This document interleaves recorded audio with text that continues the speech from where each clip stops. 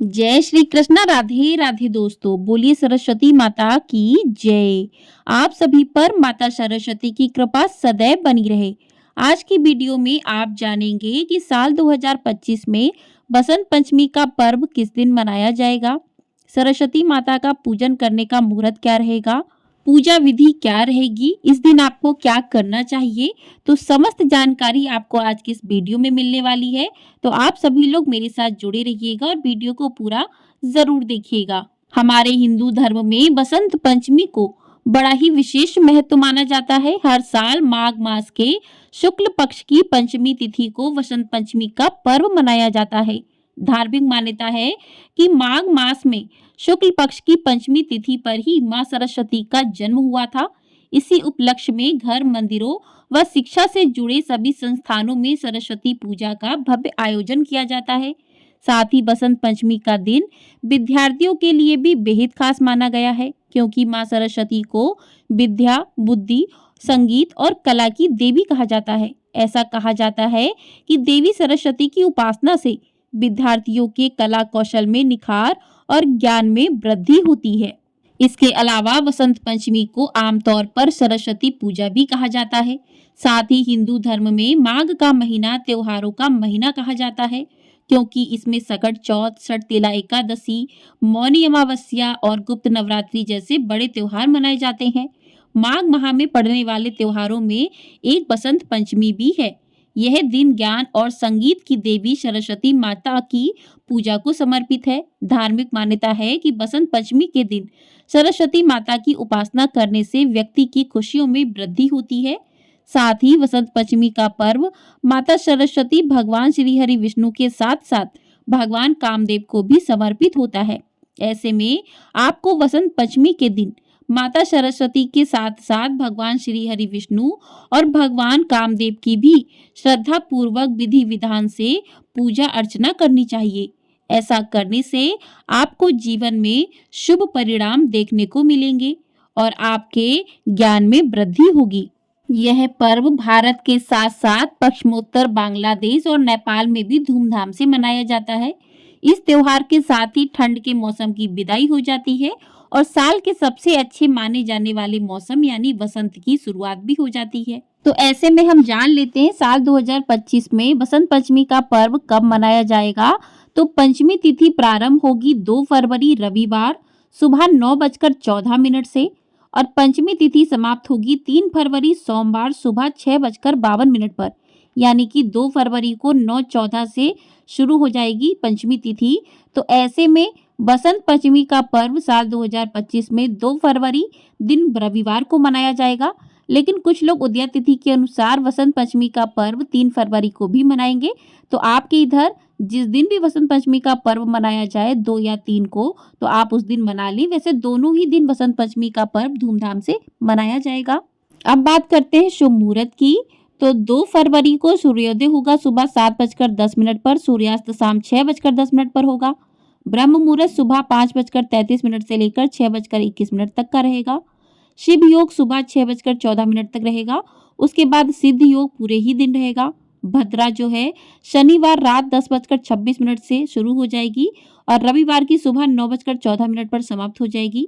राहु काल शाम 4:30 बजे से लेकर 6 बजे तक का रहेगा। तो ये रहे कुछ शुभ मुहूर्त। अब बात करते हैं पूजा के मुहूर्त के बारे में कि इस दिन आपको पूजा किस समय करनी चाहिए माँ सरस्वती की। तो पूजा का शुभ मुहूर्त रहेगा 2 फरवरी रविवार सुबह 7:09 से लेकर 12:35 तक का। तो 7:09 से लेकर 12:35 तक इस समय में आप सरस्वती माता की पूजा कर सकते हैं।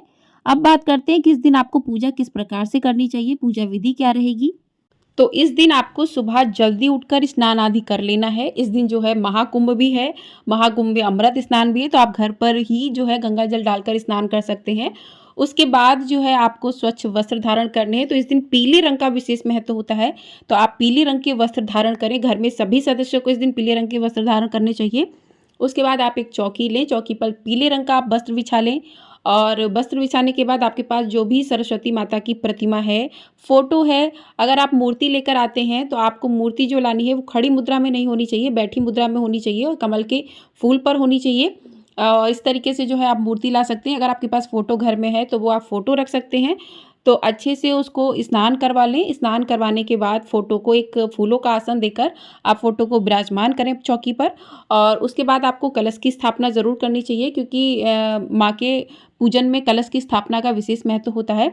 तो उसके लिए आपको चावल नीचे रख लेने, चावल की ढेरी बना लेनी है, उस पर आपको कलश रखना है तांबे का या पीतल का। तो उसमें आपको जल, गंगा जल डालना है, सुपारी, लौंग, इलायची, सिक्का डालना है, हल्दी की गांठ डालनी है, कंठ पर मौली बांधनी है, स्वास्तिक बना देना है। और उसके ऊपर आपको जो है पीले रंग के कपड़े में लपेटकर नारियल रखना है। तो कलश दो तरीके के होते हैं, एक दीप कलश होता है, एक लक्ष्मी कलश होता है।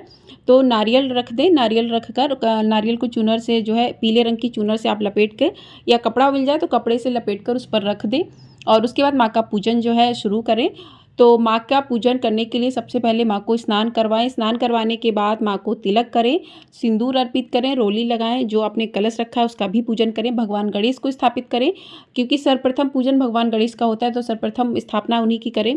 तो चावल का आसन लगाकर भगवान गणेश को स्थापित करें, भगवान गणेश को स्नान करवाएं, रोली कुमकुम लगाएं, अक्षत लगाएं, पुष्प अर्पित करें, भगवान गणेश को जनेऊ अर्पित करें, दूर्वा अर्पित करें, और भगवान गणेश को जो है लड्डू का भोग लगाएं। तो इस प्रकार से गणेश भगवान का पूजन करें, माँ का पूजन करें। तो माँ को जो है पीले रंग के पुष्प अगर आपको मिल जाते हैं तो पीले रंग के पुष्प माँ को अर्पित करें, बहुत ज़्यादा शुभ माना जाता है। माँ को पीले रंग की चुनरी आप उड़ा सकते हैं, पीले रंग के वस्त्र माँ को अर्पित कर सकते हैं। सुहाग की सामग्री माँ को अर्पित करनी चाहिए। तो आपके पास 5-7 जो भी चीज़ें सुहाग की हों, कम से कम चूड़ी, सिंदूर, आलता और 2-4 चीज़ें जो ऐसी हैं जो बहुत ज़्यादा ज़रूरी होती हैं, इनको ज़रूर माँ को अर्पित करना चाहिए। तो सुहाग की सामग्री माँ को अर्पित करें।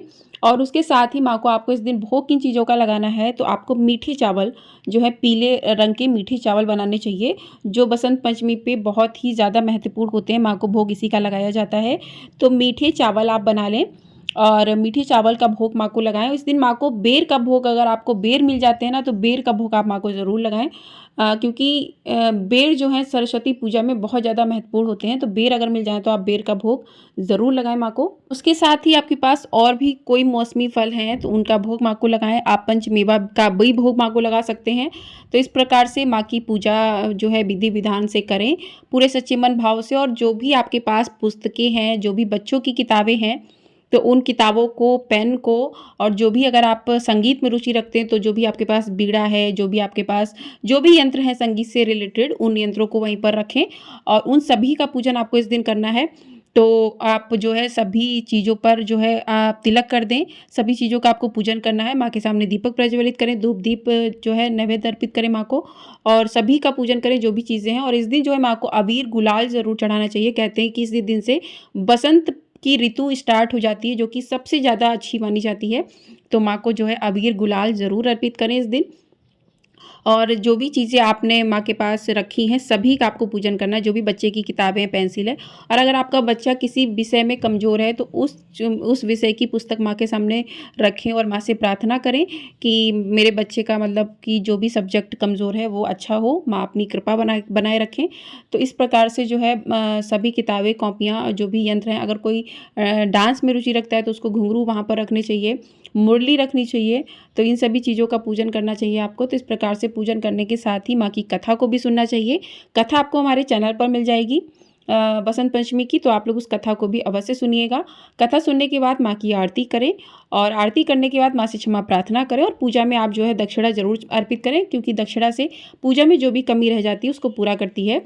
तो उसके बाद माँ से क्षमा प्रार्थना करें। तो इस प्रकार से आपका वसंत पंचमी का पूजन जो है सुबह का हो जाता है।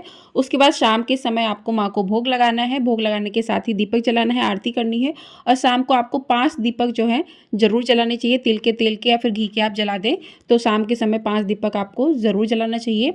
और आपको बता दें कि बसंत पंचमी के दिन जो है बच्चों को पढ़ाई के लिए ना कहें, क्योंकि इस दिन सरस्वती माता विद्या को आराम देना चाहिए। और बच्चों को इस दिन डांटें ना, बच्चों को पढ़ाई करने के लिए ना बोलें, क्योंकि इस दिन विद्या माता का आराम करने का दिन होता है, उनकी पूजा का दिन होता है। तो इस दिन जो भी पूजा में किताबें, पुस्तक आपने चढ़ा दी हैं तो उनको वहीं पर चढ़ा रहने दें, आपको अगले दिन वहाँ से उठानी है। और किसी का एग्ज़ाम है या कुछ भी है तो आप माँ से क्षमा प्रार्थना कर लें और आप उसकी पढ़ाई जो है कर सकते हैं।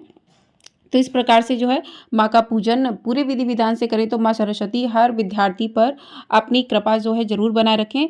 और बच्चों से इस दिन पूजा ज़रूर करवाएं। बच्चे आपके घर में हैं तो बच्चों से इस दिन पूजा ज़रूर करवाएं। और इसी के साथ इस वीडियो को करते हैं यहीं पर समाप्त। मिलते हैं नेक्स्ट वीडियो में। आपको ये वीडियो पसंद आई हो वीडियो को लाइक शेयर, चैनल को सब्सक्राइब जरूर कर दीजिएगा। मिलते हैं नेक्स्ट वीडियो में, तब तक के लिए सरस्वती माता की जय।